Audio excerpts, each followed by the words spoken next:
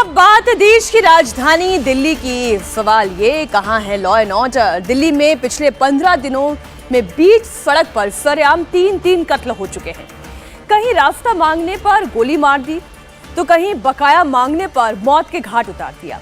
और सबसे नया मामला तो दिल्ली के कालिंदी कुंज का है, जहां पर 23 साल के कमल शर्मा की चाकू से गोदकर हत्या कर दी गई।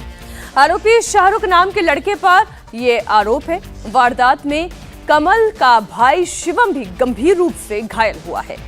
मर्डर के बाद से इलाके में तनाव है। पुलिस के साथ साथ अर्धसैनिक बलों को भी तैनात किया गया है।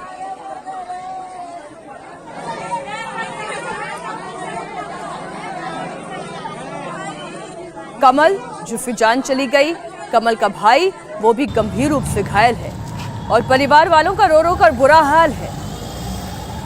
बीच सड़क पर हत्या की ये एक और घटना दिल दहला देने वाली है। सवाल खड़े कर रही है, आखिर इस तरीके की घटनाएं बार बार दिल्ली में क्यों सामने आ रही है? बीते 15 दिन के अंदर बीच सड़क पर 3 कत्ल हुए हैं। 29 अगस्त को भजनपुरा में, जहां पर सरेआम गोली मार दी गई। संगम विहार की खबर, जब 9 सितंबर को सरेआम कत्ल हुआ और इतनी भीड़ के बीच में हुआ, आम राहगीरों के बीच में हुआ। और वहीं एक और घटना जहां पर एक भाई को चाकू से गोद दिया गया, दूसरा गंभीर रूप से घायल है। खून से लथपथ कमल का शव देखिए और पास में रोते बिलखते परिवारजनों को सुनिए।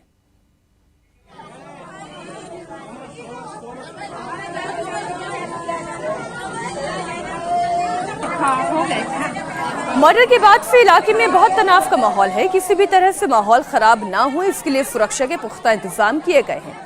अर्धसैनिक बलों की भी तैनाती है। देखिए संवाददाता शोएब रजा की ग्राउंड रिपोर्ट।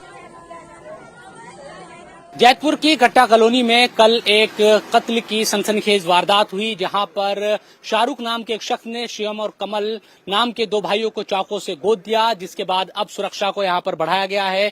जो सीआरपीएफ है उसको भी यहां पर लगाया गया है। स्थानीय जो पुलिस है वो भी यहां पर तैनात है, क्योंकि कल से हम देख रहे हैं कि लगातार जो इलाके के लोगों की पीसीआर कॉल है वो गई, जिसके बाद यहाँ पर हालात किसी तरह के खराब ना हो, उन तमाम चीजों के मद्देनजर यहाँ पर सुरक्षा को बढ़ाया गया है। और जो केंद्रीय पुलिस बल है वो भी यहाँ पर पहुंच गई है।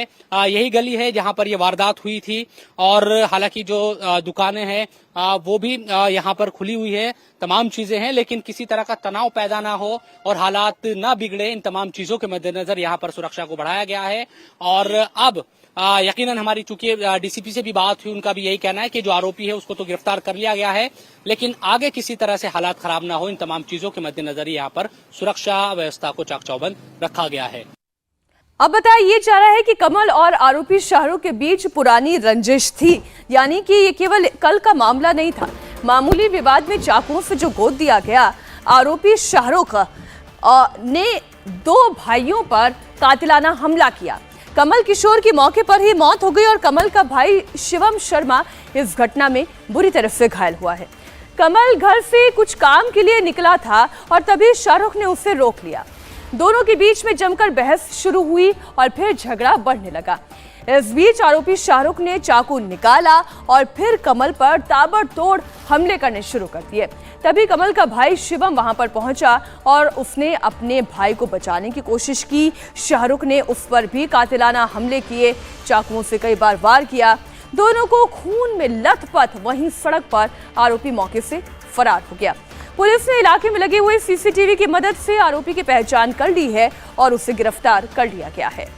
वारदात के बाद से आरोपी के घर पर ताला लगा हुआ है। उसकी फैमिली घर पर ताला मारकर कहीं फरार हो गई है। इंडिया टीवी संवाददाता शोएब रजा आरोपी के घर भी पहुंचे। देखिए उनकी एक और रिपोर्ट। ये आरोपी शाहरुख का घर है, हालांकि यहाँ पर ताला लगा हुआ है और कोई भी जब से मर्डर केस हुआ है उसके बाद से कोई यहाँ पर मौजूद नहीं है। शाहरुख की मां अपने 4 बेटों के साथ यहाँ पर रहती है और जो आसपास के लोग हैं उनकी तरफ से ये भी बताया गया है, पड़ोसियों की तरफ से, कि शाहरुख और भी मामले में जेल जा चुका है। कुछ दिनों पहले ही वो जेल से छूट कर आया था और अब इस बड़ी वारदात को उसने अंजाम दिया और चाकू से गोदकर कमल की हत्या कर दी। इस पूरे मामले में अब पुलिस और जांच कर रही है। इसके साथ साथ अगर बात करते हैं शाहरुख के परिवार की, तो वो यहाँ से जरूर, क्योंकि किराए पर शाहरुख का परिवार यहाँ रहता है, मकान किसी और का है, लेकिन तकरीबन 1.5 साल से यहीं पर गड्ढा जो कॉलोनी है जैतपुर की, यहाँ किराए के मकान पर रहता है और यहाँ भी ताला लगा हुआ है। आखिर मामूली विवाद में शाहरुख ने कमल का मर्डर क्यों कर दिया? इलाके के लोगों का वारदात को लेकर क्या कहना है, ये भी सुनिए। मैं जैतपुर की गड्ढा कॉलोनी की 14 नंबर गली में इस वक्त मौजूद हूँ, जहां पर कल शिवम और जो कमल नाम के 2 भाई थे उनको चाकू से गोदा गया और उसमें कमल उर्फ नोनू की मौत हो गई मौके पर। ये कमल और शिवम का घर है, हालांकि यहाँ भी ताला लगा हुआ है क्योंकि जो कमल है उनकी मौत हो चुकी है और शिवम का इलाज अस्पताल में किया जा रहा है। लेकिन यहाँ जब हम पहुंचे तो जो लोग हैं वो इस बात की तरफ भी अपनी बात रख रहे हैं कि यहाँ जो नशा है वो एक बहुत बड़ी बुराई युवाओं में बनकर उभरा है और जो पड़ोसी है वो इस बात को कह रहे हैं कि इस मर्डर के पीछे भी कहीं ना कहीं एक नशा भी जिम्मेदार है। क्या ये सच है, आप ये कह रहे हैं, या क्या वजह इसको लगती है? ये नशा का यहाँ केंद्र बना हुआ है। आइंदा हर सुबह से शाम तक यहाँ पे 2, 4, 10 लड़के आकर के नशा करना, नशा के रूप में एक तो इंजेक्शन वाला नशा करते हैं, एक सिगरेट में भर करके नशा करते हैं, दूसरा जुआ का कई पासा, यहाँ पे कई टीम आकर के जुआ खेलते हैं। पूरे सुबह से 11 बजे रात तक ये नशा का ही केंद्र है। यहाँ से 12 नंबर गली, 13 नंबर गली, 14 नंबर गली, और ये लोग सारे दूर दूर के आते हैं, जैतपुर से आते हैं। खड्डा कॉलोनी थाना के पास जो है वहाँ का लोग आते हैं। कुछ सरदार होता है, न जाने कौन कौन सा लोग होता, पहचान में नहीं आता। कुछ यहाँ के भी लोग होते। जो मर्डर हुआ कल, ये आपस में 2 जानकार थे पहले से, और ये भी आप कह रहे हैं कि नशा एक वजह है। हाँ, ये आपस में ही इनका भी, वो जो जिन्होंने मारा है, सुनने में आया, वो भी इनके ही टीम के नशेड़ी थे।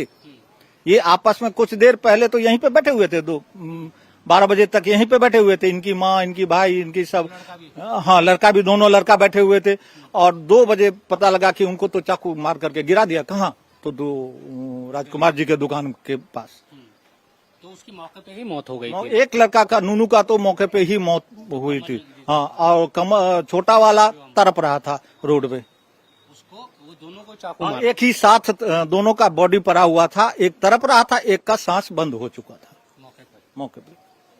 तो देखिए, ये घर है शिवम और जो नोनू यानी कि कमल है, और ये बराबर की बिल्कुल गली पार करते ही आपको नजर आएगा जो मौका वारदात है, वहां पर उनको चाकू से गोदा गया। और जो लोग हैं, जो स्थानीय लोग, वो इस बात को कह रहे हैं कि आपस में पहले से दोनों जानते थे और साथ बैठा भी करते थे। हालांकि अब पुलिस ने शाहरुख को गिरफ्तार कर लिया है जो आरोपी है, और इस पूरे मामले की जांच और आगे की जा रही है। राजधानी दिल्ली में सबसे ज्यादा चिंता की बात तो यही है कि बीच सड़क पर खुलेआम मर्डर एक आम सी बात हो गई है। आए दिन अलग अलग इलाकों से ऐसी वारदातों की खबर सामने आ रही है। कई केस में तो नाबालिग मुजरिम सामने आ रही है। आइए एक आंकड़ा आपके सामने रखती हूँ। दिल्ली में मर्डर केसेस में नाबालिगों की संख्या बढ़ती जा रही है। जो आंकड़ा साल 2021 में 125 का था, वो साल 2022 में बढ़कर 152 तक हो गया। और अगर अभी तक, यानी केवल अगस्त तक के केसेस की संख्या मैं आपके सामने रखूं, 122 मामले पूरे सामने आ चुके हैं जिसमें नाबालिगों का इन्वॉल्वमेंट है। गैंगस्टर्स नाबालिगों को क्राइम में बढ़ावा दे रहे हैं। गैंगस्टर्स के लिए नाबालिग फेवरेट क्यों है, इसके कारण भी आपके सामने रखती हूं। दरअसल गैंगस्टर्स नाबालिग से क्राइम को सेफ मानते हैं। नशे के आदी लड़कों को पहले तो टारगेट किया जाता है।